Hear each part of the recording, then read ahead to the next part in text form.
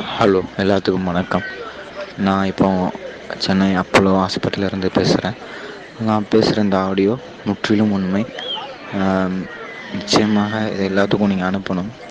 நம்ம தமிழக முதல்வர் அம்மா ஜெயலலிதா அவர்கள் இறந்து ஒரு நாள் ஆயிடுச்சு. இன்னையோட 3 நாள் அவங்க மூளை காய்ச்சல் காரணமாக சுயநலம் இல்லாமல் கோமாவில் தான் இருந்தாங்க. எங்களை யாருமே வெளியே விடலை. நாங்கள் எல்லாமே ஹாஸ்பிட்டலில் தான் இருந்தோம். அங்கேயே தான் கையெழுத்து போட்டு எல்லாமே இருந்தோம். அவங்க இறந்து ஒரு நாள் ஆயிட்டு இன்று இப்போ எலெக்ஷன் ஒத்தி வச்சுருக்காங்க. எல்லாமே இங்கே நடக்கிற ரீசன் தான் இது. எங்களால் சொல்ல முடியாத நிலமையில் நாங்கள் இருக்கிறோம். அதான் எங்கள் வாட்ஸ்அப்புக்கு அனுப்புகிறோம். உங்களால் முடிஞ்ச அளவுக்கு இதை ஷேர் பண்ணி பகிருங்க. என்ன சொல்ல, தமிழக மக்களை முட்டாளாக்கிக்கிட்டு இருக்காங்க.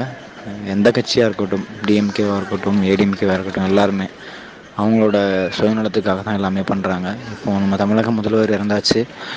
டெத் ஆன பிறகும் அவங்க உயிரோடு இருக்கிறாங்க, நல்லபடியாக இருக்கிறாங்க. லண்டன்லேருந்து வர வச்சது எல்லாமே வந்ததெல்லாம் உண்மை. அவங்க வெறும் சடலத்தை மட்டும்தான் பார்த்தாங்களே தவிர ஒன்றும் இல்லை.